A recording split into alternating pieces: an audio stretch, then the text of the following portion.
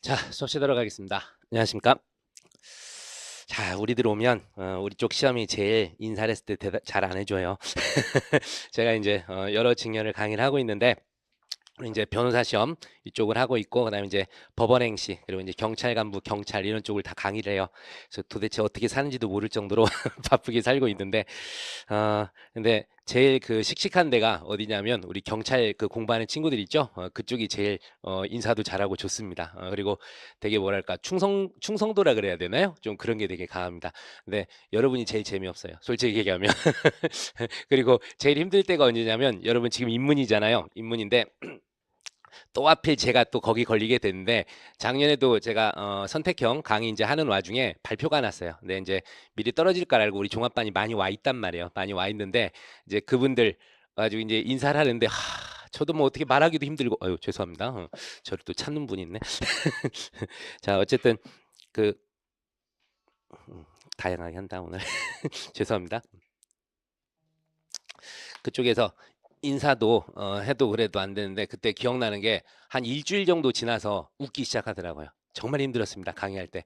그 리액션이 없으면 되게 힘들어요. 근데 제가 혼자 촬영도 많이 하는데 촬영을 하면 차라리 편합니다. 혼자 괜히 아무도 안 앉아있는데 앉아있는 것처럼 그렇죠. 대답 잘하시나면서 막 혼자 미친놈처럼 해요. 그리고 진도도 빼기가 정말 좋습니다. 근데 정말 리액션 없는 사람들이 앉아있으면 수업을 한 1시간 하면 3시간 한 것처럼 그러거든요. 그러니까 여러분들이 가끔씩 썰렁한 농담을 하더라도 그러려니 하고 리액션도 좀 보여주시고 그러시길 바라겠습니다. 자, 여러분들 대부분 지금 민법은 입문을 좀 들으셨죠? 민법에 대해서 제가 뭐 공부를 했냐가 아니라 들었냐고만 물어봤어요. 그래서 여러분들 어쨌든 기본 뭐 법률행위가 뭔지 그런 것 그리고 뭐 민총이 어떻게 생겼고 그다음에 뭐 계약관계 이런 게 뭔지 이런 것 등은 이제 감은 잡으셨지 않았을까 싶습니다. 근데 모든 법학의 출발점이 민총이에요, 민총. 민총에서 이제 기본적인 개념들을 설명하고 쭉 나갑니다. 그래서 이제 그것들이 실체법에서 이제 민사 그리고 상법 그다음에 이제 형법으로 오면 이제 당연히 형사로 오면 형법 이렇게 이제 구현이 되는데 거기서 나온 개념들을 먼저 좀 잘 알고 계셔야 돼요. 개념 알고 계시는데 각 과목마다 그 똑같은 용어인데 사실은 약간씩 달리 써요. 그래서 그런 것들을 먼저 좀 캐치를 하셔야 됩니다. 그리고 이제 법학 비법대생들이 이제 요새는 대부분 많으신데 법대 나왔어도 비슷하고요, 사실은. 뭐랄까 어떤 공부를 위해서 시험을 위해서 공부를 하지 않는 한 학교 다니면서 배운 건 별로 남질 않아요. 중간 기말 때 그냥 쫙 외웠다가 휘발성으로 이제 날아가는 그런 건데 여러분들이 그 모든 법학에서 출발점이 개념입니다. 개념. 그래서 이 형법에서 나오는 개념들 이런 것들 먼저 좀 잘 캐치를 하셔야 돼요. 그런데 이 개념들이 우리 국어 사전을 찾거나 그래도 잘 안 나오는 것들이 있어요. 그래가지고 그런 이유들이 뭔가 했는데 외국 서적이나 이런 걸 갖다가 어떻게 한 거예요? 우리말로 그냥 직역을 해놓은 거예요. 직역을. 대표적으로 제가 한번 떠들어 볼게요. 원인에 있어서 자유로운 행위. 감이 오나요? 원인에 있어서 자유로운 행위. 하나 더 해볼게요. 위법성 조각 사유의 전제 사실의 착오. 도저히 어느 나라만인가 모르겠죠. 이제 그런 것들이 이제 많이 쏟아질 거예요. 그리고 제가 장담하는데 여러분들이 일곱 칠법을 이제 공부를 하게 될 건데요. 그 중에서 형법 총론이 처음에 여러분 정말 괴롭힐 겁니다. 형법 총론이 되게 여러분을 괴롭힐 거예요. 근데 그 형총을 이제 넘어가면 그 다음에 괴롭힐 게 민사소송이 여러분을 또 괴롭힐 겁니다. 민사소송이 괴롭힐 거예요. 근데 그 두 과목이 제가 저 공부할 때도 그랬지만 제일 좀 힘들었어요. 민법은 시간이 지나면 알게 돼요. 시간이 지나면 양은 많지만 어떻게든 알게 되는데 이 형총은 정말 공식 같은 거여가지고 처음에 와닿질 않아요. 와닿질 않고 힘들고 그다음에 민사소송은 절차법이라서 제일 좋은 건 소송 걸어보고 당해보면 좋은데 그런 거 안 해본 채로 하다 보니까 되게 힘듭니다. 그래서 또 민소에서 특히 막 다수당사자 소송 이런 거 나오면 쓰러질 정도로 힘들 거예요. 일단 미리 말씀드릴게요. 근데 그것들이 왜 그러냐면 바로 이 개념에서 좀 여러분들이 누락한 채로 공부를 해서 그래요. 근데 이 개념들을 뭐 대놓고 달달달달 의의를 외우라는 게 아니라 이 개념을 어떻게 잘 이해를 해야 하냐면 이거를 통해서 좀 많이 기억을 해두세요. 예를 통해서.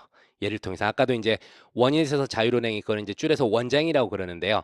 그게 예를 들어서 책임 무능력 우리가 알다시피 심신상실해서 어떤 범죄를 저지르면 책임 조각된다 그런 말 들어봤죠. 범죄 성립 안 돼서 무죄로 풀려난다. 그리고 또 요새 심신미약 그것 때문에 형 감경 때문에 사회적으로 논란 많이 됐잖아요. 그래서 법도 개정됐어요. 작년에 말에 이제 개정까지 되고 그런 상황이 이제 벌어졌는데 원장이 뭐냐면 처음부터요 자기 스스로가 어떤 범죄를 저지를 거야. 근데 자기를 어떤 상태로 만들어요? 심신상실이나 미약 상태로 만들어 놓고 범죄를 저지르는 거예요. 그 머리 좋은 놈들이 나타난 거죠. 그런 걸 갖다가 원인에 있어서 자유로운 행위라 그래요. 그래서 금방처럼 그런 예를 갖다가 외워두시면 돼요. 예를. 그래서 여러분이 의 같은 거를 바로 외워지진 않으니까 예를 통해서 좀 개념을 자꾸 와닿게 한다면 여러분이 좀 가깝게 이게 느껴지게 될 겁니다. 다시 한번 말씀드리지만 형법, 총론 괴롭습니다. 말씀드리고 그다음에 이제 형법 강론을 가면 그나마 좀 편해요. 그나마 좀 편한데 그리고 재밌어요. 막 칼로 찔러 사람이 죽고요. 그리고 막 사기를 치고요. 막 강도가 나오는데 혼자가 아니라 떼강도가 나오고요. 막 그러거든. 그래서 재밌어. 근데 재산죄를 가게 되면 우리가 약간 멍할 때가 있어요. 근데 재산죄를 잘하려면 뭘 잘해야 될까요, 여러분? 제가 처음에 뭐 입문 들었냐고 물어봤어요. 민법 물어봤죠. 재산관계를 규율하는 법이 뭐겠어요? 민법이잖아, 민법. 그래서 민법에서 나오는 개념들이 그대로 다 나와요. 여러분 뭐 명의신탁도 들어봤죠? 그런 개념들이 고스란히 들어오고 다양하게 들어옵니다. 그래서 특히 뭐 뭡니까 공유, 합유, 총유 이런 관계들도 또 이제 등장하게 되고 그렇습니다. 근데 여러분이 지금 양도담보, 매도담보 그런 거는 들어는 봤죠. 기억은 안 나죠. 그래요.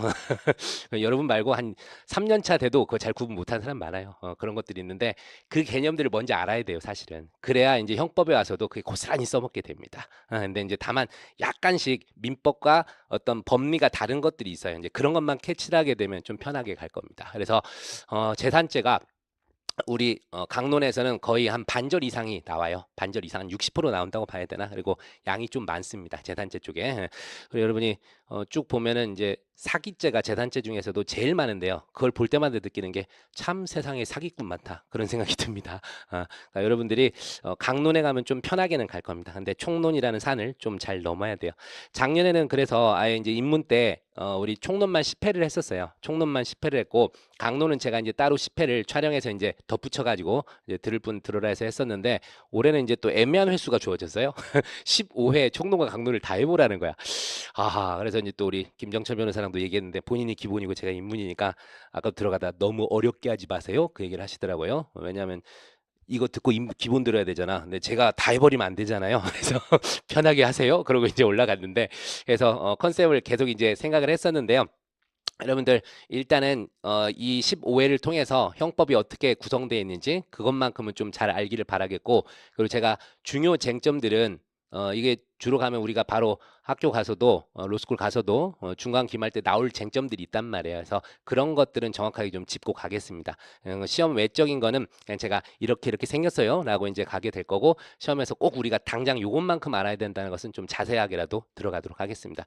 그리고 이 교재가 작년까지는 이 오로형 이게 객관식 용하고 그다음에 이제 사례형하고 따로 분리가 돼 있었어요. 근데 이제 올해 이게 통합이 됩니다. 통합이 돼 가지고 좀 이제 분량이 늘어나게 됐다는 거 좀 이제 감안을 하시고요. 네, 현존하는 책들 다 이만해요. 이분하고 제가 이제 선택형, 사례형을 같이 하려다 보니까 이렇게 좀 한 겁니다. 그래서 여러분들이 앞으로 시험 보는 동안에도요. 계속 사실은 제가 책을 여러 권 갖기를 바라지 않거든요. 그래서 한 권만 갖고 쭉 가도 될 겁니다. 뭐 쟁점이 바뀌거나 그런 게 없어요. 바뀐다면 뭐가 바뀔까요, 여러분? 판례바퀴 바뀐 게 없어요. 판례바뀐. 그래서 도중에 책을 이제 추록 내느냐 이런 거 하는데 부탁을 하면 제가 추록을 드리도록 하겠습니다. 최신 판례 이제 추가되는 거 그런 것밖에 없거든요. 그래서 그런 걸 드릴 테니까 앞으로도 제가 이제 연락처 알려드리고 그럴 건데 도중에 질문 많이 하세요. 그래서 제가 아까도 카톡 왔는데 그것도 저쪽 다른 직렬의 수험생이 지금 질문 보낸 거였어요. 그래서 전화 온 건 또 누가 있는가 모르겠는데 제 카톡이 한 900여 명 이제 아마 있는 것 같습니다. 근데 그게 대부분 그 수험생들이에요. 수험생들이고 여러분이 한번 그냥 수업 듣고 끝나는 게 아니라 계속 궁금한 거 있잖아요. 그런 것들이 있으면은 언제든 그 카톡 사진 찍어가지고 보내서 이 부분이 뭐가 좀 이해가 안 된다 그러면은 제가 그건 바로바로 알려드리도록 하겠습니다. 그래서 애프터 서비스 철저하니까요. 여러분들이 3년 동안 활용 잘하세요. 잘하시고 어쨌든 시간 15회 이 1280여 페이지 되는 거를 일단은 가보긴 갑니다. 가도록 할 건데 제가 강조하는 것들 좀 잘하십시오. 그리고 여러분들 혹시 뭐 선생님 예습을 해야 됩니까? 예습해 볼까요? 그런 거 절대 하면 안 돼요. 예습을 하는 것은 시간 낭비입니다. 아무것도 모르는데 이걸 예습을 한다고 불가능해요. 안 됩니다. 안 되니까 예습하지 마시고 시간이 되면 복습하세요. 아시겠죠? 복습을 좀 하셔야 됩니다. 그 여러분들 아까 나온 김에 처음이니까 말씀을 드릴게요. 나중에 공부할 때도요. 공부할 때도 꼭 필요한 게 뭐냐면 이게 하나 있어야 돼요. 기본서가 좀 하나 있어야 됩니다. 제가 사실은 이제 일기부터 아마 우리 여기 있는 사람들 중에 제일 강의를 오래 했을 겁니다. 변호사 시험 일기부터 제가 가르쳤었거든요. 이제 타학원에서 이제 시작을 했었는데 초창기에 우리 수험생들 기본서 다 갖고 있었습니다. 그러니까 쉽게 해서 뭐 소위 잘 나가는 책들 있잖아요. 근데 서너 권씩 다 갖고 있어. 그래서 없는 책이 없어. 근데 중요한 건 뭐예요? 정리된 책이 하나도 없어. 그거는 아무 의미가 없어요. 그래서 일기생 중에 제가 이제 그 친구가 연속 두 번 또는 세 번째 왔었을 때 이제 연락을 다시 한 거예요. 네, 선생님 시험이 2달 남았는데 뭘 어떻게 해야 될지 모르겠습니다. 뭘 어떻게 합니까? 하던 대로 하세요. 책을 뭘 봐야 될지 모르겠습니다. 그 얘기를 하더라고요. 그래서 아니 정리해 놓은 책을 보면 되잖아요. 그게 없는데요. 그런 거예요. 어? 정말 난감했는데 솔직히 1, 2, 3기 때까지는요. 합격률이 대단했습니다. 사실 1기는 87.16인가 그 정도고 나머지도 비슷해요. 뭐 70% 막 이 정도 합격했기 때문에 정말 대충 해서도 많이 됐었습니다. 근데 지금은 불가능해요. 지금은 불가능하기 때문에 그리고 수준도 많이 높아졌어요. 상당히 질문을 제가 이제 들어보면 알잖아요. 그래서 이미 학부 들어가서부터 1학년 때부터 정말 공부를 열심히 합니다. 그래야 3년 내에 사실은 거의 합격을 할 거예요. 여러분 입문하는 분들한테 이런 얘기해서 미안한데 여러분 볼 때쯤 되면 아마 30%대 후반이 돼 있을 가능성이 높아요. 아니면 40% 초반이 되거나 거기에서는 왔다 갔다 할 것 같은데 열심히 하셔야 돼요. 특히 그 뭐냐 기본서 그래서 제가 강조하는 게 여러 권 갖고 있으면 안 돼요. 다만 이제 우리가 로스쿨을 다니면서 지도 교수님 책을 갖고는 있어야 돼요. 왜냐하면 교수님들이 참 괴팍합니다. 자기 책에 있는 용어를 안 쓰면 점수를 잘 안 줘요. 그래가지고 시험하고 상관없이 어쩔 수 없이 그 책은 갖고 있어야 돼요. 근데 제가 말씀드린 이 기본서는 요겁니다. 요거 수업용 기본서예요. 수업용 기본서. 그래서 자기 손으로 일일이 정리도 하고 밑줄 그어두고 이런 것들이 꼭 필요해요. 그래서 이게 나중에 자기 무기예요, 무기. 그리고 나중에 되면 그 옆에 이렇게 깨알같이라도 막 정리하고 그런 게 있을 겁니다. 계속 수업을 이거 갖고 이제 듣던 어떻게 하든 자기 혼자 공부를 하든 간에 정리라는 게 필요해요. 그래야 나중에 되면 회독수 여러분 많이 들어봤을 거예요. 회독수를 많이 들어봤는데 우리가 최소한 어떤 기본서라 하면 자기가 한 5번 정도는 봤을 때 정말 자기 기본서예요. 5번 정도. 그 정도를 보면 어떻게 되냐면 시험을 보다가요. 아, 이게 그 페이지는 생각 안 나죠. 아, 이게 우측 상단에 있었어. 요 정도가 생각이 나요.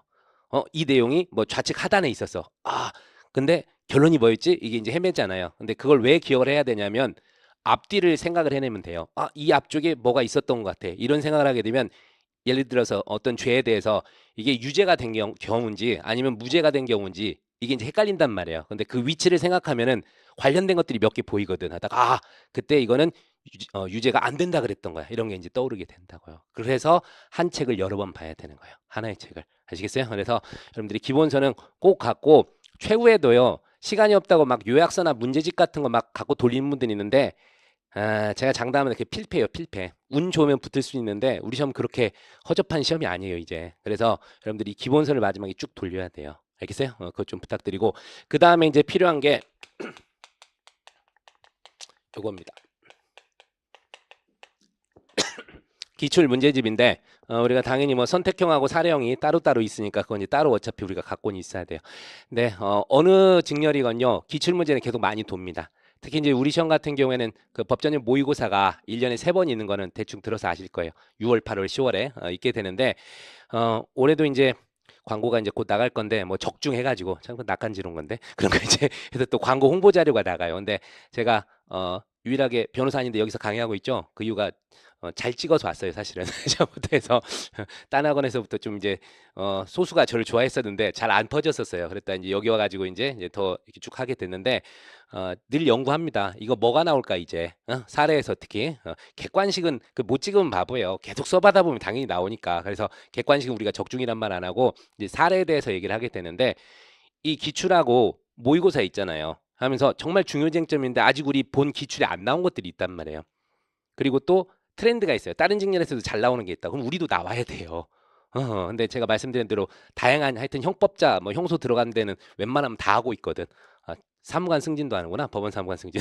그래서 하다 보니까 그게 보여요. 그래서 올해도 특히 2번에 2문 있어요. 제 2문의 2는 그냥 앞에 쭉 나오는데 액수만 틀리고 판례 똑같이 해가지고 이제 적중시킨 것도 있고 그 외에도 한 형법 한 70% 맞춘 것 같아요.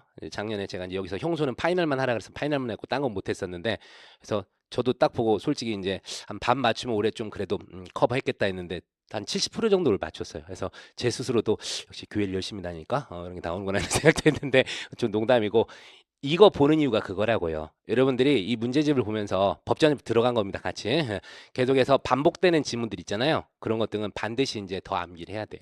더 암기를 하고 또 뭐랄까 더 이제 정리를 하고. 근데 틀리는 거 맨날 틀리는 게 있을 거예요, 여러분들이. 그거 나중에 어떻게 해야 돼요? 마지막에 체크해서 눈에 이렇게 쭉 보고 들어가야 되는 거예요. 아시겠죠? 그래서 요 두 권 사실은 있으면 됩니다. 그리고 이제 마지막에 우리가 이제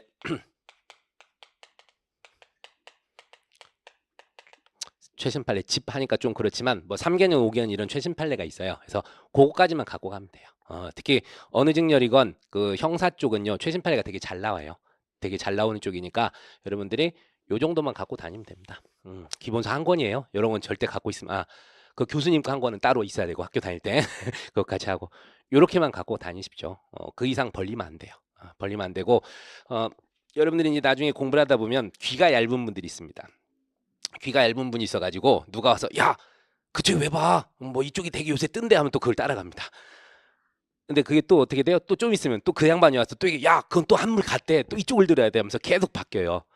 절대 그러지 마세요. 여러분들 어차피 공부를 왕년에 좀 했던 사람들이잖아요. 한번 계획했으면 그냥 그대로 가세요. 솔직히 강사들 뭐 엄청 일타 어쩌고 하는데 그게 큰 의미는 없어요. 다들 뭐예요? 여러분보다는 잘 가르쳐요. 여러분보다는 많이 알고 그리고 자기들 이름 가지고 이름 깔고 강의를 하는 사람들이기 때문에 어떤 신념을 갖고 가르치는 사람들이에요. 그러니까 여러분들이 그냥 쭉 갈 거면 믿고 그냥 쭉 가셔야 돼요. 처음에 계획표 세운 거 있잖아요. 그 계획대로 좀 쭉 밀고 가십시오. 그리고 분명히 하나만 말씀드리면은 여러분이 도중에 계획표를 한 번씩 좀 세우세요. 계획표를.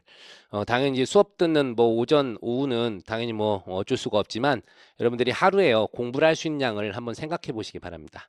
처음에 뭐 1학년 들어갔다 그래서 초창기에는 제가 아직도 기억나는데 그 당시에 제가 이제 저도 이제 시험 준비를 하고 있다가 강의를 이제 했었던 건데 학교에 이제 사시 2차를 보러 갔었을 때 그때 로스쿨이 이미 생겨 있었다고 1기, 2기 막 이 정도 있었겠구나. 그때 이제 엘리베이터에서 이제 쭉 우리 법대가 있고 이제 로스쿨이 같이 있었으니까 타고 이제 올라가다 보면 서로 뭐라 그러는 줄 아세요? 로스쿨생들이 김변 박변 막 그러고 다녔어요. 속으로 참 지랄들 한다 이런 생각을 했었는데 근데 그 무렵은 거의 다 됐기 때문에 그게 별 문제는 없죠. 요새는 학교 이제 가보거나 그래도 그런 짓을 안 하더라고요. 서로 이제 겸손 많이 해줬는데 그런 짓 하지 마세요, 여러분. 그래서 제가 말씀드리고 싶은 게 그렇게 막 긴변 박변 술 먹고 그러지 말라고요. 시간 없어요, 이제 여러분은. 예전엔 제가 한 1학기는 노십시오 이런 얘기를 했을지 모르지만 지금은 안 됩니다. 가서 바로 공부하셔야 돼요. 공부하셔야 되고 인강을 하건 뭘 하건 어쨌든 계속 준비하셔야 돼요. 그래서 말씀드린 게 계획표를 세우라는 거예요. 계획표를. 계획표를 세워서 생각보다 공부할 시간이 없다는 거를 깨우치시라는 거예요. 깨우치시라고. 그래서 어떻게든 시간을 하루에 30분이라도 더 확보할 수 있는 방안을 한번 생각하세요. 여러분들 어차피 뭐 로스쿨 딱 합격했을 때 와 막 바로 변호사 된 것 같다는 생각도 했었을 거야. 근데 바로 걱정이 이제 앞서기 시작했을 텐데요. 들어온 김에 한 3년 죽었다고 하세요. 안 그러면 나중에 가서 4년 5년 돼요. 4년 5년 되니까 여러분들 각오하세요. 그냥 예전처럼 막 편안하게 가면서 하는 게 절대 안 돼요. 그러니까 노력을 좀 하시길 바라겠습니다. 부탁드리겠습니다. 처음부터 이렇게 썰렁한 얘기를 해서 미안합니다. 근데 뭐 살아남아야 되니까 제가 제일 안타까운 분들이 그 뭐야 5회를 다 넘겨버린 분들 그분들을 몇 분 봤어요. 근데 마음이 너무 아프더라고. 방법이 없잖아요. 그냥 로스쿨 수료예요. 끝이야. 여러분 그러지 않길 바랍니다. 그래서 정말 노력 많이 하셔야 돼요. 그래서 이걸 부탁드립니다. 그리고 처음에는 제가 얘기한 대로 1, 2, 3기 때는 시험 떨어지고 그럼 정말 창피해서 숨어 다녔어요. 숨어 다녔는데 지금 우리가 최고 시험 됐어요. 사법시험 사라졌고 그러니까 여러분들이 이거 나중에라도 그러니까 주변에서 떨어진 이런 사람들 봤을 때 저 사람 공부를 어떻게 한 거 이런 생각 하지 마시라고요. 알겠어요? 그 모습이 여러분이 될 수도 있으니까 조심하셔야 되고 그러니까 이게 이제는 우리가 최고 시험이에요. 최고 시험이고 수준도 점점 높아가고 있어요. 근데 더 재밌는 거는 우리 커트가 점점 더 높아지고 있어요. 시험 수준은 높아지는데 커트가 올라간다고요. 어떤 의미인지 아시겠죠? 독하게 한다는 거예요. 그러니까 학교 다니면서 제일 싫었던 사람들이 특히 있잖아. 그래서 형, 나 공부 안 해 큰일 났어. 막 이런 얘기를 해요. 근데 아니야 뭐 이것저것 해. 그런데 맨날 시험 보면 훨씬 더 나와. 알고 보면 어떻게 돼요? 우리들 다 놀게 놓고 지 공부하고 있던 놈들 그런 놈들이 있단 말이에요. 그런 사람들이 주변에 많습니다. 그러니까 여러분 더 혹하지 마시고 그리고 얘기 많이 들었는데 다니면서 그 시험 채점 이런 것도 있잖아요. 그러니까 채점이니까 그 시험 종 딱 쳤을 때 더 쓰거나 뭐 마킹하고 이런 거 서로 견제 엄청 한대요. 그래서 여러분도 그런 거 좀 유념하세요. 이거 공정한 사회를 위해서 우리가 열심히 노력하는 건데 마음 다 변할 겁니다만은 그 처음에 가졌던 가치는 그래도 잊지 마시고요. 학교 다니면서 어쨌든 열심히 하시길 부탁드리겠습니다. 그 말씀부터 좀 드리겠습니다. 자, 일단 들어오십시오. 오시고 참 그 기초 강의 다 들으셨나요? 앞에 있는 거. 여기서 그때 뵀던 분들이 거의 안 보이시는 것 같은데 혹시 들으신 분? 예상대로군요. 자, 그러면 오늘은 일단 전체적으로 형법이 어떻게 생겼는지 그 다음에 그 꼭 써야 될 우리가 알고 있어야 될 그런 개념들 좀 정리 좀 하고 가겠습니다. 일단 2페이지 좀 한번 펴보세요. 2페이지 보시면은 네, 의 같은 것도 이제 싹 삭제를 해버렸네. 자, 형법이라는 게요. 뭘까요? 형법은 일정한 범죄를 규율해놨어요. 일정한 범죄를 규율했는데 이 범죄 규율을 다 어디서 했냐면 편의상 강론에서 다 했어요. 강론에서 각 범죄들을 다 규정을 해놓습니다. 다 규정을 해놓고 그에 대해서 자 범죄를 저질렀으면 그에 대한 효과가 있어야 될 거 아니에요. 우리가 민법에서도 일정한 법률 행위를 했으면 그에 대한 효과로서 법률관계 발생 변경 소멸이 있을 거 아니에요. 형법에서 자 범죄를 저질렀어요. 어떻게 해야 될까요? 1번 박수를 쳐준다. 2번 처벌을 한다. 뭐겠어요? 당연히 처벌을 해야겠죠. 그래서 범죄하고 그에 대한 효과로서 처벌을 규율한 거 이게 형법이에요. 근데 처벌이 우리가 요건 알죠? 형벌. 형벌. 나중에 이제 형법 51조 가시면은 9가지 형벌 종류가 쭉 나와요. 그건 이제 우리가 형법을 공부하면 자동으로 알게 되는데 사형, 징역, 금고, 자격상실, 자격정지, 벌금, 구류, 과료, 몰수 이 9가지 순서예요. 그게 형벌이 형벌. 근데 이것도 강론에 같이 적혀 있어요. 예를 들어서 우리 형법 250조에 가면은 사람을 살해한 자는 사형 무기 또는 5년 이상의 징역이 처한다. 이렇게 돼 있어요. 그래서 범죄가 뭐예요? 살인죄. 범한 놈은 어떻게 한다? 사형 무기 또는 5년 이상의 징역에 처한다. 이렇게 이제 규정이 되어 있는 겁니다. 그래서 이제 범죄와 처벌 이런 게 이제 강론에서 딱딱 다 써 있어요. 그러면서 이제 처벌이 형벌만 있는 게 아니라 요새 이제 많이 여러분이 좀 들어보셨을 건데 보완처분이라는 것도 있어요. 보완처분. 대표적으로 말씀드릴까요? 보완처분. 우리 그 성범죄자들 뭐 채우죠? 전자발찌 채우죠? 그거예요. 그러니까 전자발찌 채우는 것도 보완처분입니다. 한마디로 얘기하면요. 형벌은 과거에 이놈이 행한 범죄에 대한 제재예요. 과거에 네가 뭔가 잘못을 했죠. 거기에 대해서 뭔가 죄값을 치르게 하는 게 형벌이고 보완처분은 뭐냐면 요놈이 또 동일한 범죄를 범할 가능성이 높죠. 그래서 장래 예방장치로 붙이는 게 보완처분이에요. 알겠어요? 그래서 이게 과거의 잘못 그리고 이건 뭐예요? 장래 예방 이렇게 생각하세요. 그래서 이제 위치 추적 전제장치 그거 외에도 우리가 뭐 사회봉사 명령 이런 거 많이 들어봤죠. 사회봉사, 수강 명령 이런 것들 그 외에도 되게 많습니다. 성범죄자들에 대해서 신상정보 공개 명령이라던가 그런 것들 있어요. 그래서 그런 것들이 보완처분이니까 그러니까 사회방위처분 이렇게 생각을 좀 해두십시오. 그래서 이런 건데 강론만 배우면 참 편할 건데요. 총론은 뭐냐면 이 범죄와 처벌에 관한 강론에서 공통된 어떤 요소들이 있단 말이에요. 공통된 요소들. 그래서 요거를 끄집어내서 배우는 게 바로 뭐다? 형법 총론이에요. 총론. 우리가 민법 총론도 맨 처음에 뭐부터 나와요? 법원부터 나왔죠. 1조, 2조 해서 법원 나오고 뭐 신의칙 나오고 그 다음에 이제 3조에서부터 뭐가 나오죠? 자, 맨 처음에 법원 나와서 법 뭐 적용한다 얘기 나왔고 맨 처음에 뭐부터 나와요? 우리 대통령 그랬잖아요. 사람이 먼저다. 자연인부터 나왔을 거 아니에요. 그래서 이 주체부터 이제 등장하는데 형법도 이제 그렇게 이제 끄집어내고 그런 게 필요하죠. 그래서 이제 좀 이따 이제 구성 요건이라는 걸 얘기해 드릴 건데 그런 걸 이제 만들어내는 거예요. 그래서 학자들이 모여가지고 야, 이 범죄에 뭔가 공통된 것들이 있는 것 같다.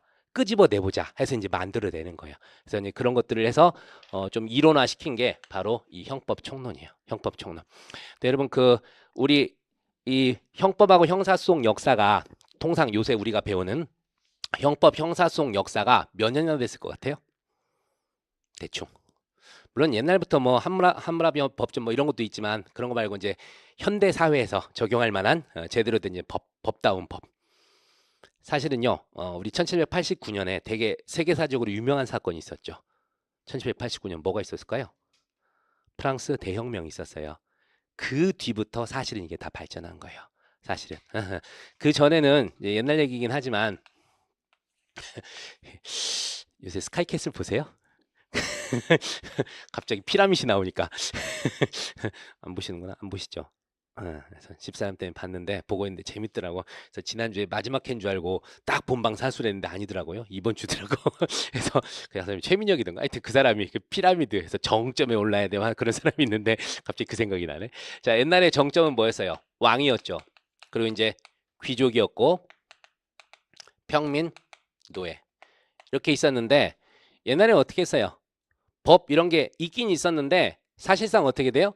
지들 말이 곧 법이었어요. 그래서 예를 들어서 왕의 어떤 옷 의복을 좀 손괴를 했어요. 그러면 노예가 그랬거나 평민이 그랬으면 어떻게 해버려? 죽여버렸다고요. 근데 반대로 평민이나 노예를 왕이나 귀족이 어떻게 보면 마차를 타고 가다가 다리병신을 만들었어요. 상해를 가했다고 잘못해서. 어떻게 해요? 아, 미안해 하고 가면 돼요. 이런 상황이었어요.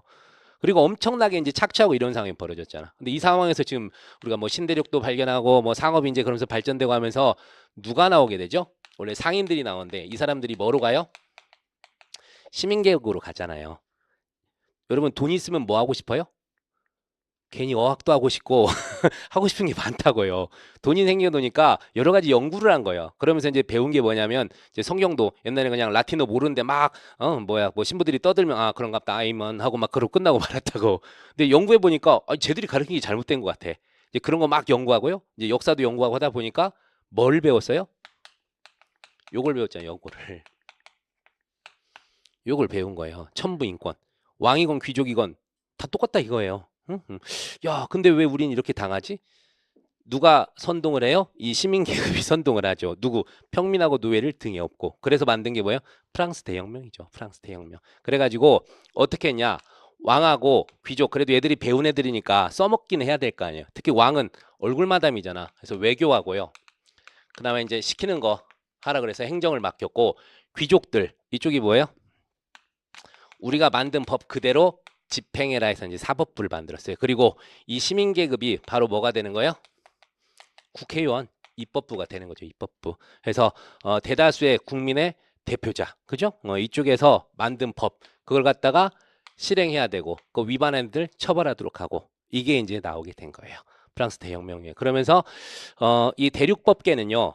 특히 프랑스 같은 경우에는 사법부에 대한 불신이 엄청 셉니다. 우리도 만만치 않게 됐죠. 만만치 않게 됐는데 이 사법부들에 대해서 옛날부터 인상이 안 좋았어요. 그래서 얘들은 뭐 시키는 거 그냥 우리가 정해놓은 대로 애들한테 권한도 안 줘. 그냥 그대로 있는 대로 뭐요? 적용시켜라. 그렇게밖에 안 했어요. 그런 것들. 나중에 죄형법정주의를 잠깐 언급을 할 텐데 그래서 유추해석이라든가 이런 걸 전혀 못하게 막아놔 버려요. 그리고 지금 우리 대표기관인 우리 저기 있는 국회 말고 초창기 이 국회는 그만큼 의미가 있는 국회였어요. 입법부. 그래서 먼저 한 게 뭐겠어요?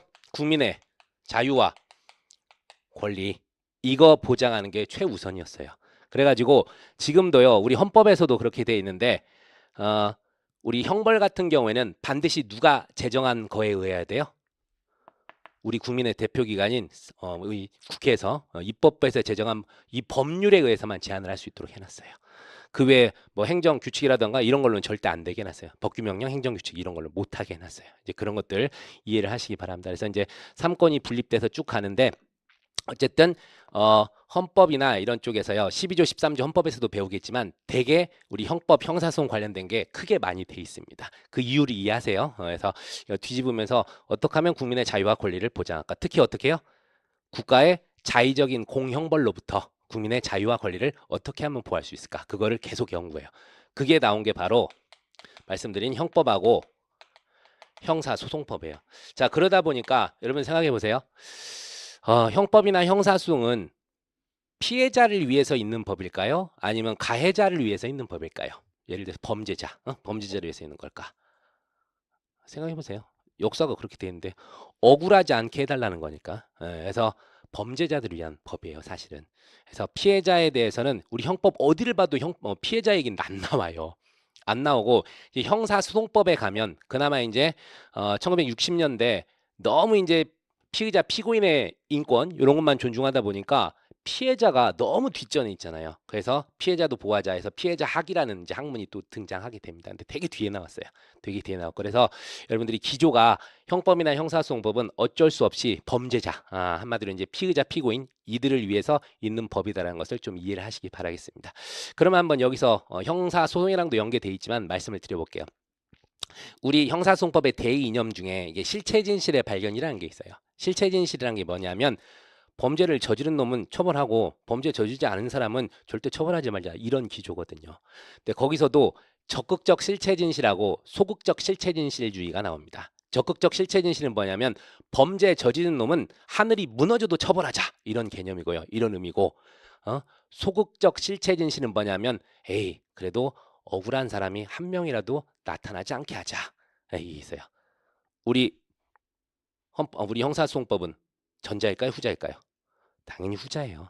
현대 문명사회에서 전자를 택하는 그런 나라는 아무데도 없습니다. 알겠죠? 그래서 여러분들이 형법, 형사소송법이 특히 형사소송법은 피해자가 아닌 이 피의자 피고인을 위해서 있는 법이다. 일단 그렇게 생각을 해두시기 바랍니다. 그래서 피해자는 거의 등장 안 해요. 형사소송에서도. 그나마 이제 객관식에서 물어보는 게 있어요.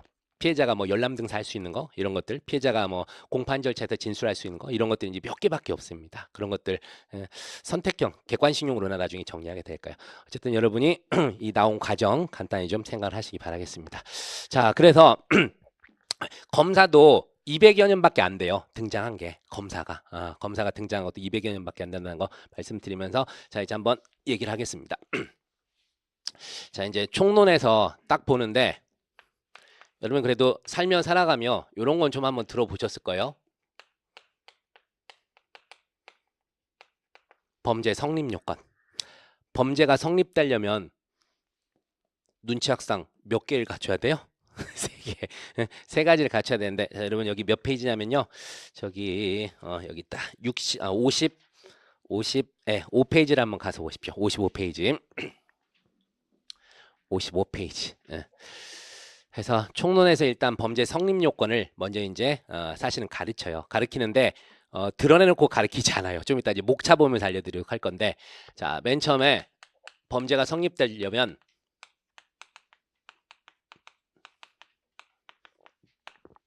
구성요건 해당성이라는 게 필요합니다. 구성요건 해당성 일단 다 쓰고 가겠습니다. 위법성 그리고 책임 해서 현재 3단계 범죄 체계론이 우리 판례와 통설이 택하고 있는 그런 입장입니다. 참고로 앞으로 이 구성 요건에 해당하고 위법성까지 갖춘 이 행위를 뭐라 부를 거냐면 이걸 불법이라 그럴 거예요. 요거를 불법이라 그럽니다. 그리고 여기가 이제 책임인데 이거를 이제 나누는 이유가 뭐냐면요. 자, 위법성까지는요. 행위자를 바라보지 않아요. 쉽게 해서 얘가 미친놈이지, 정신이 있는 놈이지, 나이가 몇 살인지 이런 걸 전혀 고려하지 않는다고요. 그냥 뭐예요? 사람을 살인죄를 예를 들면 갑이라는 애가 을이라는 사람을 찔렀대. 그게 구성요건적 행위예요. 구성요건적 행위라고. 그래서 법에 규정된 요건을 다 충족하게 되면 일단 살인죄 구성요건에 해당하네. 근데 왜 찔렀대? 물어봐요. 그랬더니 을이 먼저 갑을 죽이려고 칼을 휘둘렀대. 그랬더니 갑이 살기 위해서 총을 쏴서 죽였대. 이런 얘기를 하게 돼요. 여러분 이게 무슨 상황이죠? 을이 먼저 갑을 죽이려고 해서 부득이 갑이 을을 죽인 거예요. 이런 무슨 방이라 불러요? 정당방. 이런 건 들어봤죠? 그게 위법성 관련된 거예요. 비록 구성요건에 해당하는 행위더라도 만약에 정당방위처럼 이걸 위법성 조각사유라고 불러요. 생각해보세요. 정당방 남이 죽이려고 해서 자기가 먼저 죽였어. 그거를 탓하면 되겠어요? 안 되겠어요? 그걸 불법이라고 할 수는 없어요. 그래서 그런 정당방위라든가 이런 위법성 조각사유가 없으면 우리는 그걸 뭐라 불러요? 불법이라고 불러요. 만약에 아까 갑이 을을 죽였는데 왜 죽였대? 혹시 정당방위래? 긴급피난이래? 그런 게 아니래. 그냥 죽였대요. 그럼 어떻게 돼요? 이 나쁜 새끼에서 살인의 불법행위를 저지른 거예요. 그 다음에 이제 누구를 쳐다보냐면 야 일단 갑 데려와 봐요. 갑을 딱 데려와서 봐요. 봤더니 너 왜 을을 죽였어? 그랬더니 뭐라 그런 거야? 짜증나서요. 너 몇 살이야? 16이요. 이렇게 된다고. 그러면 책임도 있는 거예요, 사실은. 책임을 제가 얘기를 해드릴게요. 책임이 뭐냐면 일정한 불법 행위를 저지른 데 대해서 비난이에요. 윤리적 비난이에요. 그게 책임이라고. 그래서 우리 법은 14세를 만 14세입니다. 법에서는 무조건 14세 되지 않은 애들을 우리가 뭐라고 부르죠? 통상 들어보셨을까요? 무슨 미성년자로 불러요? 형사 미성년자로 불러. 우리가 민법에서는 미성년자가 행위 무능력자가 몇 살이죠? 19세 미만이잖아. 근데 형법에서는 14세 미만으로 규정해 놨어요. 그래서 14세 되지 않은 자는 얘가 아무리 불법을 저질렀더라도 뭐를 할 수가 없어요? 비난을 할 수가 없어요. 자신의 행위의 의미를 모르기 때문에 비난을 못 한다는 거야. 또 하나 더 확실하게. 갑이 왜 을을 죽였는가 물어봤더니 얘가 뭐라 그러냐면 제가 을을 죽여야만 천국에 갈 수 있다고 갑자기 제 귀 속에서 30일 전부터 떠들기 시작했으면 막 이런 얘기를 하는 거예요. 그리고 봤더니 얘가 뭐예요? 정신분열증 환자라고 쉽게 얘기해서 자 이런 애한테 비난을 할 수 있어요 없어요? 네가 그 을을 죽인 데에 대해서 이 나쁜 놈아 비난받아라 이런 말 할 수 있어요 없어요? 못해요. 이런 거라고. 그래서 책임은 뭐다? 불법 행위를 저지른 자에 대한 비난 가능성이에요. 비난 가능성. 하나 더 얘기할게요. 우리 원장이 제 아들을 인질로 잡고 뭐라 그러냐면 오늘 본부장도 온다 그러는데 본부장을 죽이지 않으면 제 아들을 죽인다 그랬대요. 제가 제 아들을 살리기 위해서 우리 미안해라. 회식할 텐데 미안하네. 우리 본부장을 제가 죽였다 칩시다. 그러면 저는 살인죄는 맞아요. 살인죄 구성요건에 해당한 거 맞고요. 특별히 정당방위 긴급피난 자금 이런 뭐 위법성 조각서에가 없어요. 하지만 여러분이 생각할 때 제가 비난받아야 될까요? 응? 비난받아야 될까요? 아들이 좋아요? 본부장이 좋아요? 아들이 훨 좋죠, 당연히. 요새 말 안 들어서 죽겠긴 하겠지만 9살 들어가는데 공부를 그렇게 안 합니다. 그래서 어쨌든 큰애한테 이제 포기했고 우리 둘째 6살짜리 딸을 이제 바라보고 있는데 그래도 제 아들이 훨씬 중요하죠. 이걸 나중에 책임에서 배울 텐데요. 기대 가능성이라는 게 있어요. 저한테 기대 가능성이 없어요. 아들을 살리기 위해서 부득이 범죄를 저지른 거예요. 저를 비난할 수 없어요. 이런 게 책임이에요. 알겠죠? 일단 간단히 말씀드렸어요. 그래서 불법행위 그리고 책임 이렇게 둘로 나눠진다. 불법 단계선 뭐다? 얘가 어떤 사람이 저지른 행위와 결과만 바라본다. 그리고 요놈이 제대로 된 놈인가 아닌가는 어디서부터 바라본다? 여기서부터 바라봐요. 그래서 관점이 달라요. 여기까지는 행위를 바라보고요. 여기서는 누구를 바라봐요? 이제 행위자를 바라봅니다. 그것부터 좀 생각 좀 해두시기 바라겠습니다. 이런 거고 자 이제 조금씩 더 들어가 볼게요. 자 보면 이제 가봅시다. 참고로 이제 구성요건하고 구성권 해당성도 좀 개념이 다르다는 걸 말씀드리겠습니다. 구성요건은 뭐냐면 아까 제가 조문 읽었죠. 형법 250조. 사람을 살인한 자는 사형무기 또는 5년 이상의 징역이 처한다. 이게 그냥 살인죄예요. 살인죄 구성요건과 처벌 규정인데 한마디로 살인죄 구성요건은 사람을 살인하면 구성요건이 되는 거예요. 근데 그냥 조문 들이밀면 알아서 막 경찰관이 수사를 해주나요? 항상 우리가 형사건 민사건 뭐가 돼야 실질적으로 의미가 있어요? 사건화가 돼야 될 거 아니에요. 사건화가. 아까처럼 갑이 칼로 A를 을이었구나. 갑이 칼로 을을 찔러 죽였어요. 이게 바로 뭐다? 구성요건 해당성이라고 얘기하는 거예요. 구성요건 그냥 조문에 있는 거예요. 사람을 살해하는데 처벌한다고. 구성 해당성은 갑이 을을 살해했다예요. 이해하시겠어요? 차이점을? 성립요건은 그러니까 구성요건이에요. 구성과 해당성이에요. 구성요건 해당성이 해당성. 이게 정말 형법의 기초 중에 센 기초입니다. 다음 중 범죄 성립요건에 해당하지 않는 것은 구성요건. 그 해당하지 않아요. 구성과 해당성은 포함되지만 알겠어요? 그거를 얘기합니다. 그래서 구성과 해당성과 구성권 다르다는 걸 말씀드리고 그래서 이제 조금 세분해 보면 이 구성요건에요. 이제부터 좀 잘 들으십시오. 구성요건에는 이제 공통적인 걸 찾아보니까 이런 게 나오는 거예요. 객관적 구성요건하고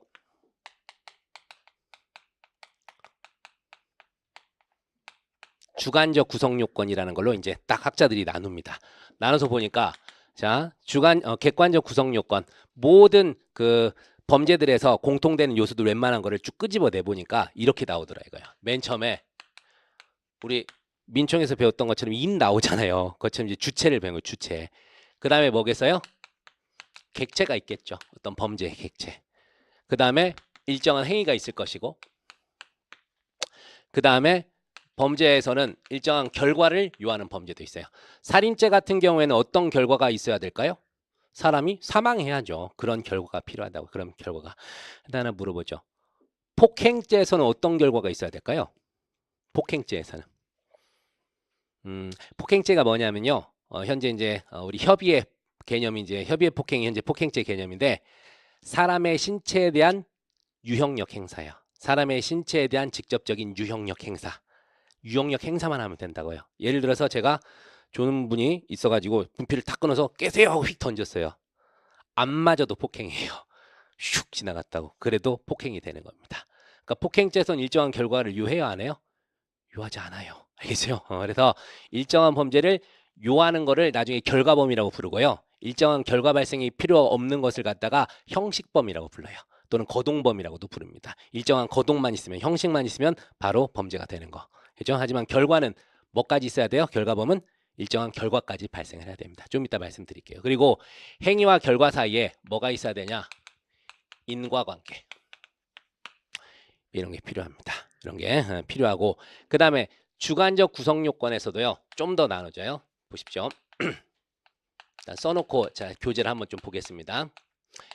일반적 주관적 구성 요건 요소가 있는데 우리가 많이 들어본 고의, 과실 이런 게 있어요. 그 다음에 일반적 주관적 구성 요건을 넘어서는 걸 초과하라 그래요. 초과 주관적 구성 요건 요소라 그러는데 목적,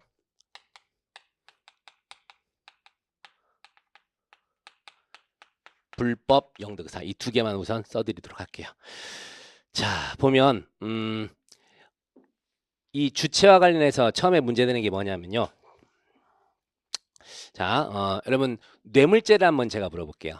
뇌물죄는 그래도 우리가 알잖아 대충 뇌물죄는 누구나 범할 수 있나요?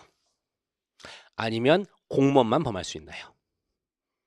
그래요. 현재 직무를 집행하는 이 공무원, 공무원 또 이제 중재인도 들어가는데 공무원이라고 생각하십시오. 그래서 일정한 공무원만 직무와 관련해서 돈을 받았을 때 뇌물수수죄가 돼요. 공무원도 아닌 제가 여러분 그 잘 찍어줬다고 덕분에 합격했다고 저한테 한 100만 원을 줍니다. 제가 받았어요. 제가 뇌물수수죄가 될 수 있을까요? 절대 안 돼요. 이처럼 일정한 범죄는요.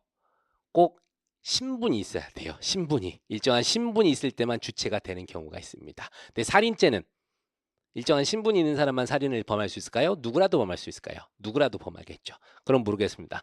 누구라도 범할 수 있는 범죄에서는 주체가 의미가 있을까요? 없을까요? 없어요. 누구든지 범할 수 있기 때문에. 하지만 일정한 신분을 가진 사람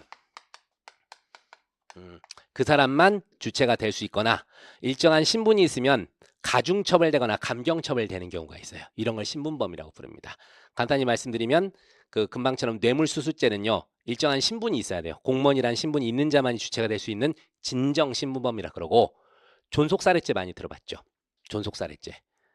원래 사람을 살인하면 그냥 사형무기 5년 이상 징역이 처한다고. 근데 자신의 직계 존속을 살해하면 어떻게 돼요? 더 가중처벌돼요. 그래서 직계 비속이라는 신분 때문에 가중처벌되는 거 이런 거를 부진정신분이라 그럽니다. 부진정신분. 또 영아살해죄 들어봤죠? 영아살해죄. 그래서 분만 직후에 일정한 동기가 있어가지고요 영아를 살해하게 되면 또 감경처벌됩니다. 이런 거를 무슨 신분이라 부르냐? 부진정신분이라고 불러요. 부진정신분.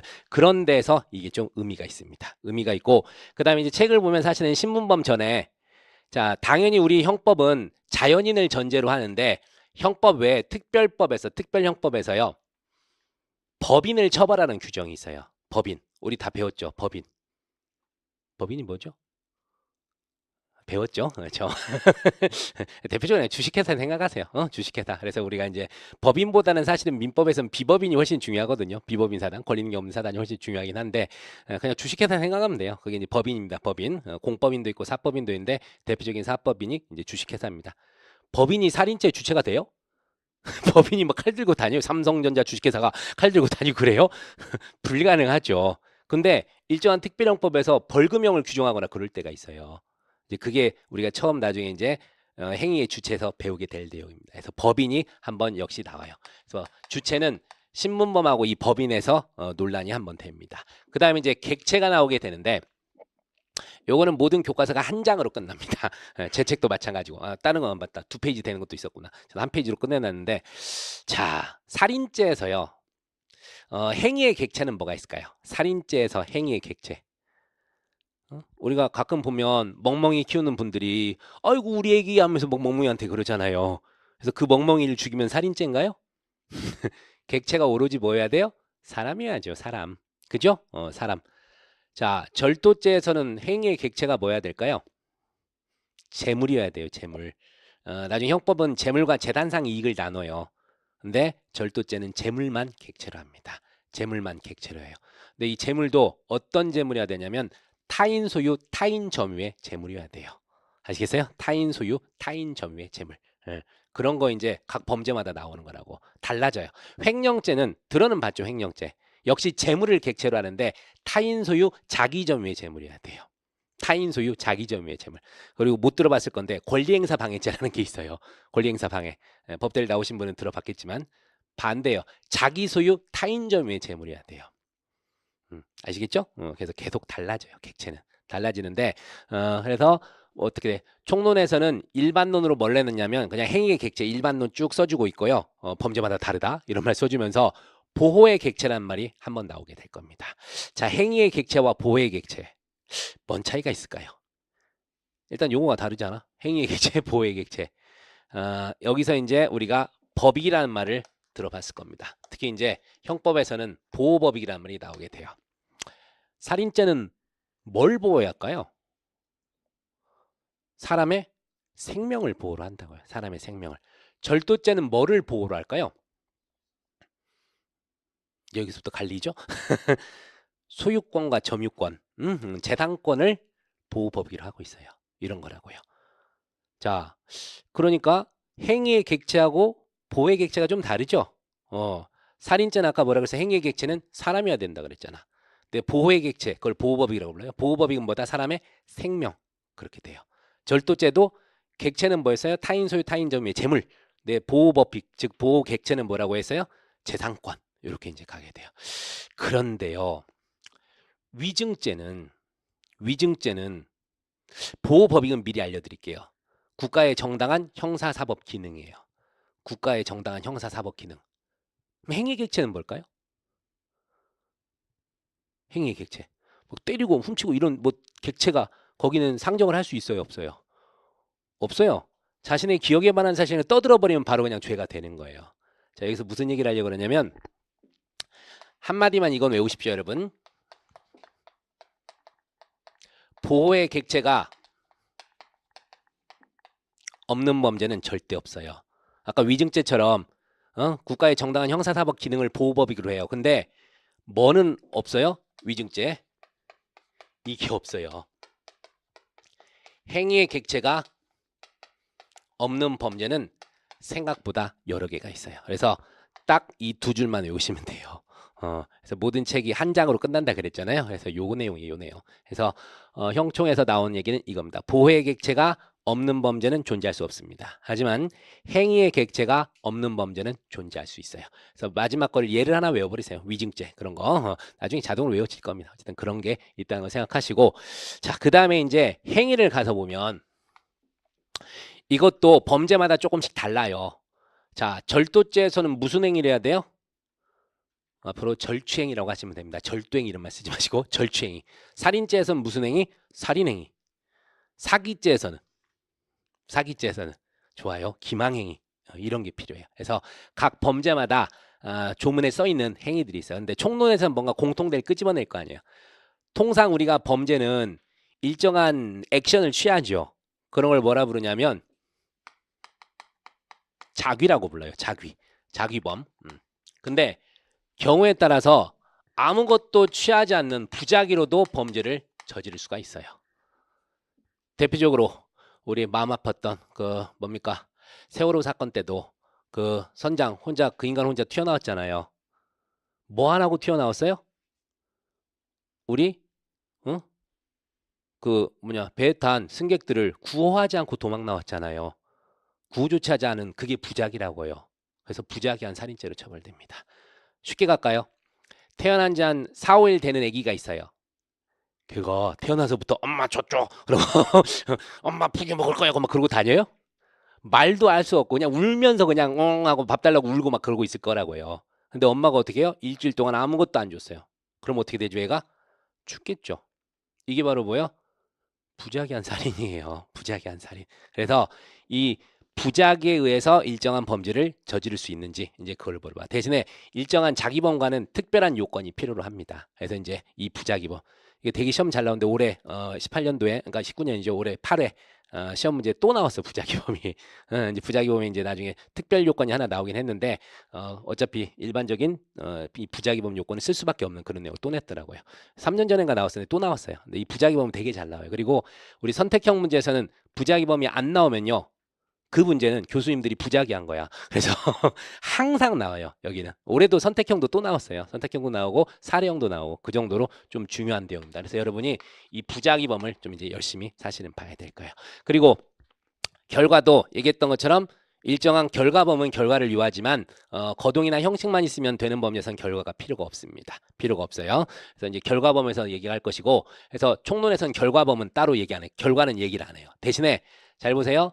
일정한 행위와 결과 사이에 다시 얘기해서 갑이 을을 칼로 찔렀어요. 그래서 을이 죽었습니다. 죽었는데 왜 죽었나를 봤더니 갑이 을을 칼로 찔렀는데 을이 살 피해가지고요 조금만 째졌어요. 병원 가서 한 서너 번을 꾸미면 되는데 병원 가다가 교통사고로 죽어버렸어.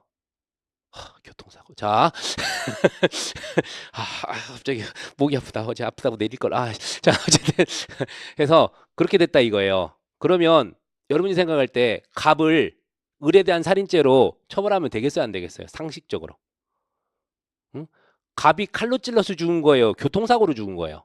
어이없는 교통사고로 죽었잖아요. 그때 뭐라 그러는 거예요? 갑의 살인행위와 을의 사망의 결과 사이에 뭐가 없다? 인과관계가 없다예요.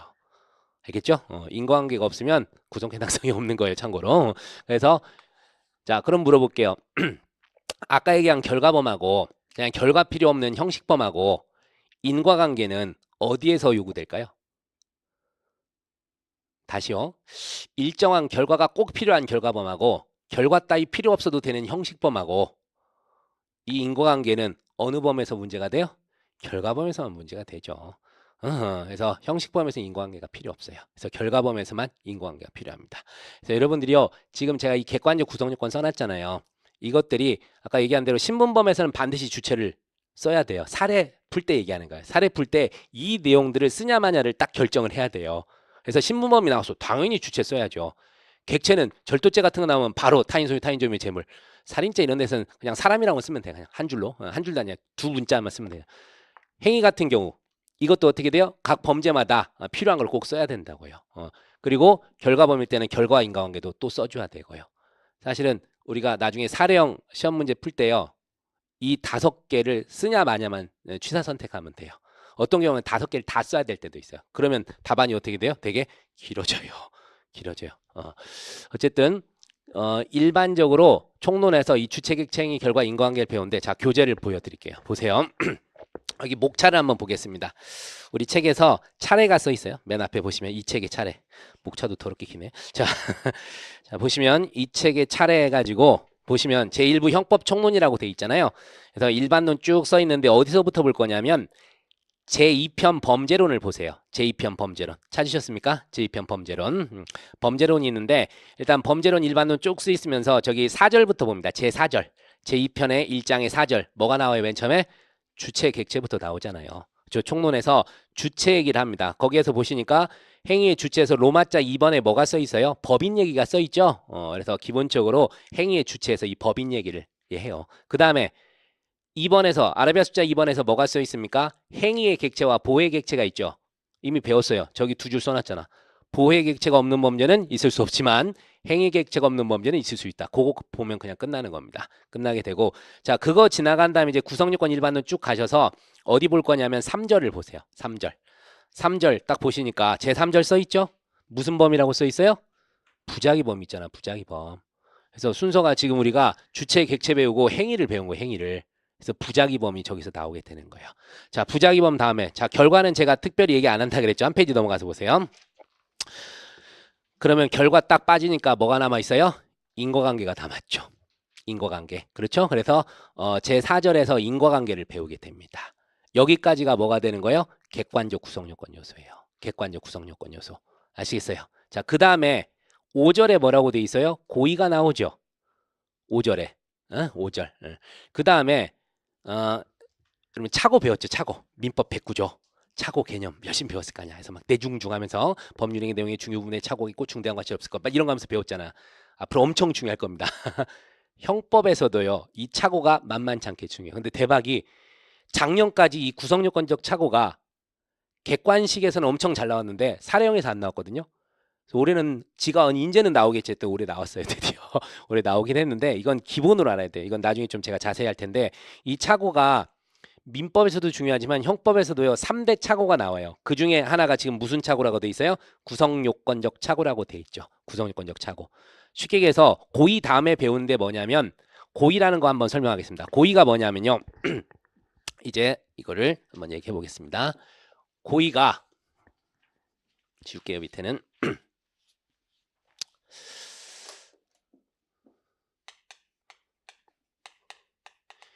일정한 범죄 사실을 인식하고요. 이를 실현하려는 의사. 이 두 개를 가진 걸 뭐라 부르냐? 고의라고 불러요. 이걸 고의라고. 이에 반해서 과실은 뭐냐면요. 두 종류가 있어요. 이런 경우도 있고 이런 경우도 있어요. 그래서 여기가 고의고 여기가 과실이에요. 자, 범죄 사실을 인식한대요. 범죄 사실. 자, 겉으로 드러난 범죄 사실 얘기해 드릴게요. 이게 요거예요.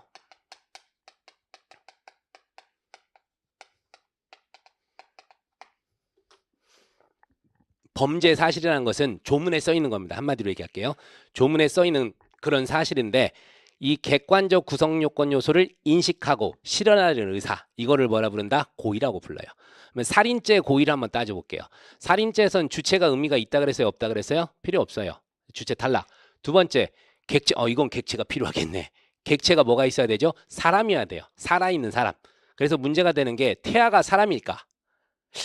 또 언제 사람이 이제 사람이 아니게 될까? 그러니까 사람의 종기는 언제일까? 이 시기 종기 이런 게 이제 여기서 좀 문제가 되죠. 그래서 이제 그런 게 하나 논점이 나옵니다. 살인죄에서 어쨌든 객체를 써야 돼요. 객체, 객체를 사람 인식해야 돼. 걔는 사람이 아니니까 살인의 객체가 안 돼요. 인식하고 행위 뭐 인식해요? 내가 칼로 찔러 죽인다. 이거 인식을 해야 돼요. 인식을 하고 그 다음에 결과도 인식해야겠죠. 구성요건 요소니까 어떤 결과야 돼요? 사망의 결과. 그리고 내가 칼로 찌름으로써 제가 사망에 이른다는 뭐까지? 인과관계까지 인식을 해야 돼요. 그 다음에 어떻게 해야 돼요? 실제 의사까지 가져야 돼요. 인식하고 실은 의사를 가지고 나가면 이게 고의가 있는 거예요. 고의가. 하지만 과실은 특히 이거를 인식이 있는 과실이라고 불러요. 뒤에는 여러분 뭐가 없는 과실일까요? 얘가 인식 있는 과실이래. 그럼 얘는 뭐라고 해요? 인식 없는 과실. 그렇게 두 종류로 나눠집니다. 예를 들면 자 우리가 늘 마음 아프다. 차를 운전하고 나오는데 사람을 치게 되면 죽을 수 있다는 거 인식하죠. 인식하잖아. 근데 만약에 제가 어차피 오늘 차 없으니까 얘기할게요. 차를 끌고 나와서 사람을 쳤어. 그래서 죽었어요. 제가 늘 운전하면서 어떤 생각을 한다고요? 내가 시동 걸고 차를 운전하다 사람을 치면 죽을 수 있어. 사람 차로 쳐 사망의 결과 차로 쳐서 죽었어. 인과관계 다 인식은 늘 하고 다니잖아요. 근데 제가 뭐가 없어요? 이게 없었던 거예요. 그냥 전방 주시를 태만하다 뭐 카톡 온 게 있어가지고 쳐다보다가 쾅 박았어요. 사람을. 분명히 제가 사람의 사망에 인식은 했다고. 살인죄 인식은 했지만 뭐가 없어요? 실현 의사가 없어요. 그래서 우리는 차로 사람을 치면 뭐라고 불러요? 과실범이라고 불러요. 그 중에서도 이제 업무상 과실입니다. 운전자는. 그래서 업무상 사람이 살았으면 과실치상, 다쳤으면, 근데 죽었으면 과실치사 이렇게 가요. 그러니까 살인죄랑 비교했을 때 업무상 과실치사가 되겠죠. 이해되죠? 요 차이예요. 근데 고의와 과실 중에 우리 형법뿐 아니라 일반적인 범죄는 다 뭐를 원칙적으로 처벌할까요? 고의범을 처벌해요. 고의범을 처벌하고 과실범은 아주 예외적으로 처벌해요. 민사에서는 고의과실이 아주 큰 의미를 갖진 않아요. 민사에서는 어차피 불법행위 책임에 대해서 고의로 계약을 위반했는지 과실로 했는지 어찌 그런 거 안 따져요. 채무 불이행이 있었어. 그래서 귀책에서 과실상계하고 그렇게 가잖아요. 근데 형법은 고의와 과실을 엄격히 구분합니다. 고의만 원칙적으로 처벌해요. 과실은 예외적으로 크게 한 5군데만 처벌해요. 알겠어요? 그래서 그러니까 대부분 오는 사람들이 뭐라고 주장할까요? 그럴 줄 몰랐어요. 인식은 했는데 아이 설마 막 이런 얘기를 한다고요. 이제 그런 걸 찾아내는 게 누가 해야 될 일이에요? 이제 수사기관이 찾아낼 일이에요. 그런 거를. 근데 이 주관적인 거는 아직은 과학기술상 요놈의 뇌파 뭐 이런 거 검사해가지고 확인할 방법이 없어요. 그래서 어떻게 추단할 수밖에 없냐면 앞뒤 정황 있죠. 그런 걸 이제 정황 증거 또는 간접 증거라 그러는데 그런 거에서 추단할 수밖에 없습니다. 예를 들어서 칼로 사람의 목을 찔렀어요. 그래놓고 뭐라는 거예요? 죽을 줄 몰랐대. 이건 말이 안 되죠. 그죠? 쇠파이프로 머리를 가격했대요. 그것도 한 대가 아니라 10대를 쳤다고. 그래놓고 죽을 줄 몰랐대. 그런 건 안 되죠. 그렇게 이제 가려되는 거예요. 그리고 여기서 이제 그 유명한 이 인식 있는 과실과 이걸 인식 있는 과실이라고 그랬죠. 아까 제가 과실과 이 고의긴 고의인데 아주 요게 조그만 고의가 있어요. 조그만 고의. 인식도 조금 했고 실현 의사도 정말 여차했으면 과실범으로 될 뻔한 거. 그런 걸 무슨 고의라고 그럴까요? 많이 들어봤을 거 이거를. 이렇게 얘기해요. 많이 들어봤죠? 미필적 고의. 그래서 시험 문제에서도 항상 이 둘의 구별이 나오게 돼 있어요. 근데 판례 보면은 다 판례를 내거든요. 딱 보면 아까 제기한 것처럼 목을 찔렀어. 당연히 살인의 미필적 고의 있다고 봐야죠. 심장을 찔렀어. 당연히 뭐가 돼요? 살인의 미필적 고의가 있었다고 봐야죠. 그리고 무술 유단자가 9살짜리 꼬맹이 설골이 부러지도록 목을 졸랐어요. 살인의 고의가 있었다고 봐야겠어요? 없다고 봐야겠어요? 당연히 있다고 봐야죠. 이제 그런 거 시험 문제에서 이제 내게 됩니다. 그렇죠. 그리고 사례에서는요, 이 미필적 고의가 나오면요, 아예 항상 문장이 주어져요. 주어져. 그건 나중에 이제 교과서 보면서 할 건데 평상시에 우리가 사례형이 나오면 뭐만 주로 쓰냐면 요 내용 써요. 객관적 구성요건만 써요. 고의는 당연히 전제를 하고 가거든. 근데 경우에 따라서 이 고의를 써야 될 때가 있어요. 근데 그건 아까 제가 말씀드린 대로 일정한 문장이 나올 때가 있어요. 죽어도 어쩔 수 없다고 생각하여. 이런 말이 나와요. 이 미필적 고의하고 인식 있는 과실의 구별 기준이 현재 뭐냐면 용인설이에요. 그냥 듣고 마세요. 용인설. 이런 게 있는데 뭐예요? 어쩔 수 없다. 결과가 발생하더라도 어쩔 수 없다. 그게 뭐다? 고의고 미필적 고의고 발생 안 할 거야. 이게 바로 뭐예요? 인식 있는 과실이에요. 그 점 차이점이 있습니다. 그래서 나중에 대해서 말씀드릴 건데 개념만 우선 알아두세요. 그러니까 인식 있는 과실과 가장 가까이 있는 고의가 뭐예요? 미필적 고의, 미필적 고의. 이 점 하나 말씀드립니다. 자, 그래서 이게 이 범죄 사실을 그러니까 인식 사실이라고 거꾸로 쓸게. 인식 사실과 실제 발생한 사실이 일치하면 아무 문제가 없어요. 근데 이게 불일치한 게 뭐라고요? 그게 바로 착오예요. 그 중에서도 이 객관적 구성요건 요소에 대해서 착오가 발생했죠. 그래서 무슨 착오라고 부르는 거예요? 구성요건적 착오라고 부르게 됩니다. 구성요건적 착오. 자신이 객관적 구성요건 인식한 거랑 실제 발생한 게 다른 거예요. 이럴 때 이제 구성요건적 착오 이렇게 나갑니다. 대표적으로 하나를 얘기해 드릴게요. 멧돼지가 요새는 멧돼지가 잘 안 나오네. 멧돼지가 막 그 산자락이 쪽에 사람들 사는데 계속 출몰을 하는 거예요. 그래서 전문 수렵인들한테 이 멧돼지를 좀 잡아달라. 그래가지고 수렵인들이 옵니다. 와서 어두컴컴해지는 시각에 길목이 기다렸는데 멧돼지 같은 게 막 보이는 거예요. 그래가지고 멧돼지를 쏴주겠다는 의사로 팡 쐈어요. 근데 어떻게 돼요? 으악 소리가 났다고. 으악 소리가 났다고요.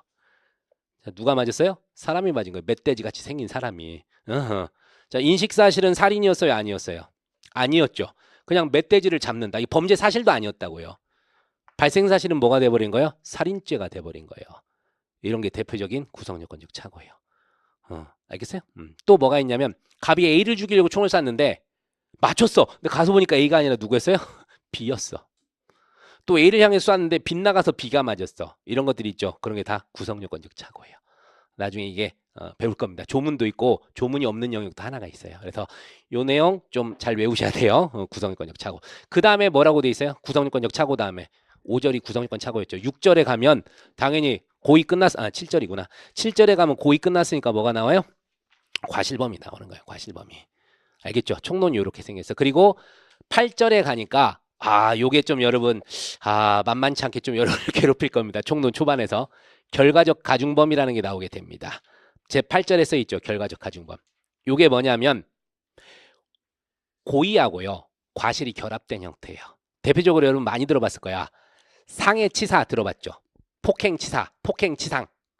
통상 무슨 치사상 이런 게 붙은 거 있잖아요. 그래서 고의의 기본범죄하고 중한 결과가 과실범인 경우 이런 걸 합쳐진 거를 우리가 결과적 가중범이라고 불러요. 그러니까 고의 과실 배운 다음에 결과적 가중범을 배우겠죠. 이해됐죠? 이래서 구성요건 관련된 게 끝났어요. 구성요건 논의. 그 다음에 나오는 게 이제 뭐예요? 당연히 위법성론이 나온 거야. 책 보세요. 위법성론 써 있죠. 근데 위법성론은 구성요건과 달려 우리는 구성요건이 일일이 여긴 존재를 필요로 했잖아. 주체, 객체, 행위, 결과, 인과항 이런 존재를 필요로 했잖아요. 근데 여기는 어떻게 판단하냐면 위법성이 있냐를 판단하는 게 아니라 위법성이 조각되느냐를 판단해요. 다시 얘기해서 앞으로 수없이 듣겠지만 일정한 행위가 구성요건에 해당하면요. 뭐까지 추정이 되냐면 위법성까지 추정이 돼요. 생각해보세요. 갑이 을을 칼로 찔러 죽였대요. 그럼 당연히 우리는 뭐라고 일단 생각해버리면 그럼 불법 행위를 저질렀어? 이런 생각을 하게 된다고요. 그럼 이제 피고인 측에서 뭐를 항변해야 돼요? 갑이. 아니야. 나는 살인한 건 맞지만 즉 살인죄 구성요건에 해당하지만 나는 위법성 조각사유가 있어를 주장해요. 그래서 그게 바로 이제 하나씩 나오죠. 정당방위 2절에 3절이 긴급피난 그 다음에 이제 4절 가면 자구행위가 나옵니다. 한 페이지 넘어가서 보세요.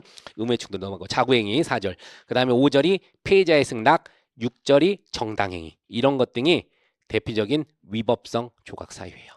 위법성 조각사유.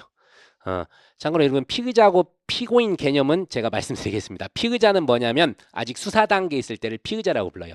혐의를 받아서 수사를 받고 있는 사람을 피의자라고 부르고 이제 검사에 의해서 고자질을 당한 사람 있죠. 검사가 어떻게 고자질할까? 누구한테 고자질할까? 법원에다 고자질할 거 아니에요. 공소제기라고 부르죠. 공소제기를 당한 자를 이제 뭐라 부르냐? 피고인이라고 불러요. 고자질을 당한 사람. 알겠어요? 그래서 피의자와 피고인 개념을 이제 구분하십시오. 우리가 그래도 이제 법을 좀 이제 배워가는 과정이니까 그건 좀 알아두세요. 피의자는 수사 단계에 있을 때 그리고 피고인은 뭐다? 검사가 공소제기를 했었을 때 그 다음부터가 이제 피고인이 되는 거예요. 피고인. 그 점 좀 이해하시고 자 어쨌든 피고인이 이런 위법성 조각사유를 주장하면요. 반대로 누가 그렇지 않다는 걸 입증해야 될까요? 검사가 입증해야 돼요. 검사가 개소리 하네. 그래서 뭔 정당방위야, 뭔 긴급피난이해서 도로 이제 그런 조각사유가 없다는 것을 입증을 해줘야 됩니다. 그 다음에 이제 불법행위까지 입증이 되면 이제 뭐가 되는 거예요? 책임을 오게 되는 거예요. 자, 책임 보세요. 책임 보면 4장에 책임론 돼 있죠. 그래서 책임의 일반 이론에 대해서요. 우리 그 이론자들이 그러니까 형법이 크게 두 개로 나눠집니다, 여러분. 객관주의하고 주관주의로 나눠져요. 일단 하나 들으세요. 객관주의와 주관주의 2교시 때 잠깐 얘기할 건데 객관주의는 뭐냐면요. 겉으로 드러난 결과를 중시해요. 결과를 중시하는 거고 주관주의는 뭐냐면 요놈의 성격 있죠. 요런 범죄 의사 요런 거를 되게 강조하는 학파가 있어요. 그래서 둘로 딱 나눠집니다. 결론부터 얘기하면 우리 형법은요. 객관주의가 한 7, 80%가 되고요. 20%가 주관주의가 가미가 돼 있어요. 그러니까 뭐가 기본이에요? 객관주의가 기본이에요. 객관주의가 기본이고 주관주의가 20%, 30% 가미되어 있다. 그 정도만 우선 말씀드릴게요. 그래서 이제 책임에서 이 비난의 근거가 뭐냐? 그러니까 책임의 근거가 뭐냐 해서 제가 얘기를 해버렸네. 비난. 아까 뭐라 그랬어요? 과거에 행한 행위에 대해서 비난 가능성이라 그랬잖아요. 비난 가능성. 그게 현재 우리 통설 판례 입장이에요. 그게 이제 책임. 그거 배우는 게 일반 이론이에요. 그리고 이제 바로 가면 제2절. 이게 책임의 요건들인데 이것도 똑같아요. 책임 조각 사유로 생각하시면 돼요. 책임 능력. 미친놈. 얘를 비난할 수 없다니까요. 심신상실자. 또 우리 법에서 몇 살 미만? 14세 미만. 얘들 아예 책임 무능력자로 봐버려요. 그래서 여기서도 책임 조각 사유가 첫 번째가 책임 능력입니다. 그 다음에 여기도 착오가 나오겠죠.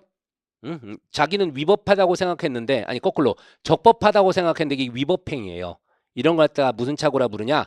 위법성의 착오, 금지착오, 법률의 착오 다 같은 말입니다. 그런 게 한번 나와요. 그런 게 한번 나오고 그 다음에 아까 위전착 얘기가 나오는데 이건 나중에 여러분 괴로울 거시고 어쨌든 책임 능력 배우고 그 다음에 금지착오 배우고 네 번째 그 기대 가능성 나오죠. 아까 그랬잖아. 제 아들이 인질로 잡혔다고. 제가 본부장을 죽이지 않을 거라 기대할 수 없습니다. 저를 비난할 수 없어요. 그래서 이 기대 가능성도 책임 조각사유 중에 하나예요. 그래서 책임 능력, 금지착오, 그 다음에 기대 가능성 이런 것들이 뭐다? 책임 조각사유 중에 하나들입니다. 아시겠죠?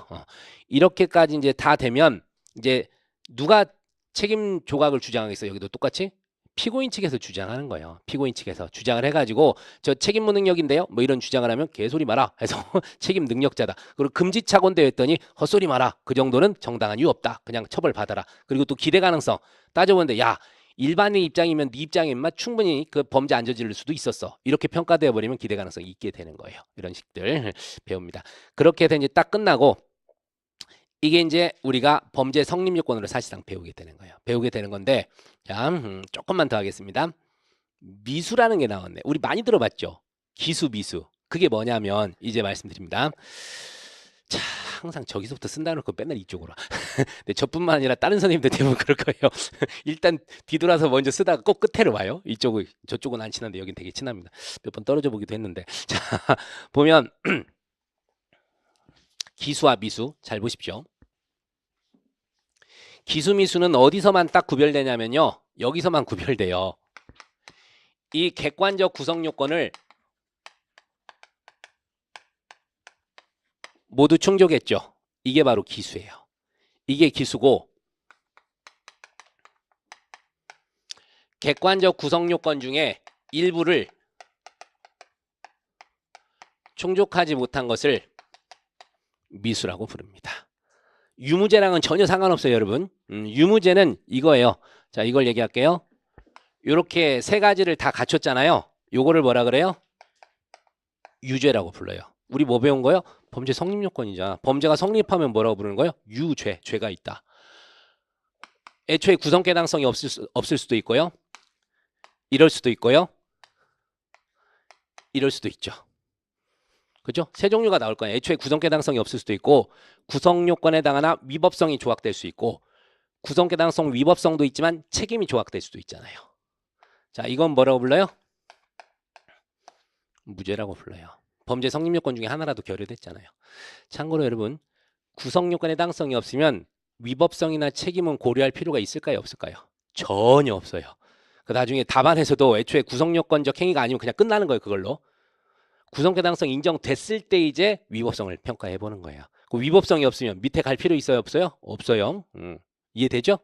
좀 생각해 두시면 되겠습니다. 그래서 유죄, 무죄는 이 개념이고 기미수는 뭐라고요? 이 객관적 구성 요건을 모두 충족했냐 안 했냐 이 개념이에요. 제가 창피한 얘기인데 제가 운 좋게 이제 군대 갔다 오자마자 2학년 1학기 때 제가 사실을 붙었었어요. 3학년 1학기 때 사실 1차를 붙었었는데 그때 이거 구분 못했어요.